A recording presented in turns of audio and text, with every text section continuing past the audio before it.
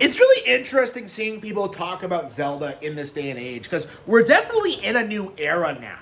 Because growing up, on the internet, there was definitely this big belief, this overwhelming consensus that like Zelda had fallen off. It wasn't what it once was. It wasn't as good as it used to be. And I suppose in certain ways you could see that because other games were blowing up, other games were doing like innovative things, other games had voice acting, other games were like more realistic, other games were made for adults in mind. There was this big feeling that like Zelda was losing a lot of its luster, in the 2000s. And growing up in that mindset, I was just like, yeah, I'm gonna try all these games. I'm gonna play them. I'm gonna like see what's out there that's better than Zelda. And I never actually did find it because the more games you play, the more you realize that like Zelda is absolutely the best video game franchise ever made. And anybody who spent any amount of time with that will tell you. But if Zelda's the first thing you ever played, it's all you have ever known, and you're constantly told that like Zelda isn't very good and that like there are way better things out there, obviously you're gonna assume it's true at first. And I think that was the mindset people were in the 2000s, where people were playing like Halo and like Grand Theft Auto, being told that they were way better than Zelda. But eventually, if you were really passionate about video games, you did eventually realize that Zelda was better.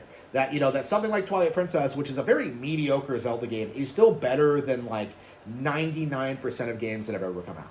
Like, it's kind of shocking how Twilight Princess mogs, universally beloved games like, say, Hollow Knight or like Grand Theft Auto 4. It's remarkable if you really, like, take the time to play through that game, just how good it actually is. But, like, this has led into a kind of an interesting situation where we grew up with this mindset that the 3D Zeldas were bad, that they needed to grow, they needed to change, they needed to evolve, they needed to become open world, and now that we finally have it with Breath of the Wild, what we're seeing now is an attempt by people who were not there in the 2000s trying to tell you that, like, older Zelda games were better. Older Zelda games were better. Like, I liked them more. Breath of the Wild, it's not even good. I can't even play it. I can't enjoy it. It's just not the same. And, like, it's interesting to me how it's, like, an attempt at recreating, like, the vibe of, like, the NES boomers telling people about, like, NES Zelda and how much better it was. Like, and yet completely and utterly failing at it. Because unlike, like, NES Zelda, which, did establish, like, the entire franchise, did play radically different from Zelda 2 and A Link to the Past, unlike, those games that, like, that there was a clear, like, generational divide with. Like, Breath of the Wild came out in an era where a lot of fans grew up with, like, several different Zelda games. Okay, because, I first played Ocarina and A Link to the Past around the same time, and then, went on to Wind Waker, then Majora's Mask. I played Wind Waker first. I played, like, these games. I experienced these games. I, got through them, and I had, like, very strong opinions on them. So when Breath of the Wild came out, and it was, like, everything I was told Zelda needed to be successful, like, obviously, I'm not going to take the people who are, like, traditionalists all that seriously, because I was there. I loved the 3D Zelda games. I understood why they were good. I understood why they were better than other games, but at the same time, I understood why superficial people rejected them for paltry reasons. Like, yeah, people did have a problem with the art style. People did have a problem with the pacing. I saw people not being able to figure out, like, the fishing minigame in Twilight Princess. The bit where you have to, like, catch the fish for the cat so it goes in. Like, that's something that came very intuitively to me, someone who had played these games for years. But for, like, new players, like, I saw a lot of people struggle with that. Like, a lot of people I knew growing up could not get past Ordon Village without my help because of stuff like that. Like, again, I saw, like, the reality of why people hated Zelda in the 3D era, because they simply weren't, like, good enough at the game and then blamed the game for it. That was, like, the reality of it. That was just the acceptance. That was the mindset. That was the mentality. That was Zelda, okay? That was, like, the mindset at the time. So when Zelda went open world and it killed it and it really innovated in the genre and really like surpassed Skyrim, surpassed GTA, which by the way still is not acknowledged by the community that it's way better than either of those things. Like when people come out and try to say that like 3D Zelda used to be better, it's just something that you just have to laugh at. You know, it's something that you just can't take seriously. Like it just falls flat. Like because we went for years being told that Zelda needed to evolve, Zelda needed to change, that Zelda was stuck in the past, that Zelda needed to go open world. And you can't just do that for 2 decades and then like flip and try to gaslight people into thinking, well, actually, the last Zelda game I really liked was A Link Between Worlds on 3DS. Like, nobody's going to believe you. Because at the time, nobody was hyping up A Link Between Worlds.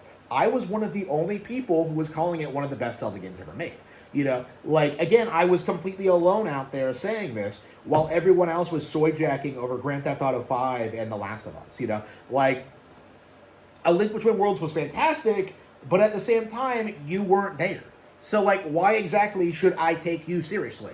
You know, like, and again, like, A Link Between Worlds was not that far removed from Breath of the Wild. You know, it was non-linear. It did have a fairly open structure, you know. Like, Anoma went on record saying that the reason they made A Link Between Worlds the way they did was to, like, beta test the non-linearity of Zelda on Wii U, you know, which would become Breath of the Wild. You know, like, this is what they were doing, okay? And I don't understand why so many people are so adamant about this. And I suppose it's, like, it's a genie not being able to go back in the bottle thing. Like, they spent so many years complaining about Anoma, complaining about 3D Zelda, complaining about how Zelda isn't what it used to be, that, like, now that Zelda is mainstream popular and beloved, they really don't have any ability to put the genie back in the bottle. Okay, they don't have the ability to go back and, like, retroactively say, well, secretly, I always really liked 3D Zelda. Like, no, because you did not establish a culture where people universally worship 3D Zelda and consider Breath of the Wild a disappointment. You cultivated a culture that believed that 3D Zelda was awful, that it was way primitive compared to other games, that it was way underdeveloped, and that Nintendo needed to make radical changes. And, yeah, when they did that, you can't just flip around and try and, like, complain about it. Because, like, so many people are playing Breath of the Wild and loving it, regardless of, like, whether they played 3D Zelda or not. It's becoming very, very difficult to gaslight people into thinking that, like, modern Zelda is a problem.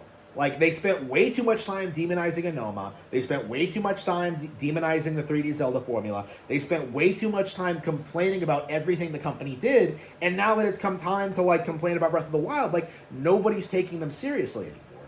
You know, Zelda, which had, like, I think the most amount of shit flung at it compared to any other Nintendo franchise, has completely, like, risen from the ashes and become way bigger than Final Fantasy VII ever was.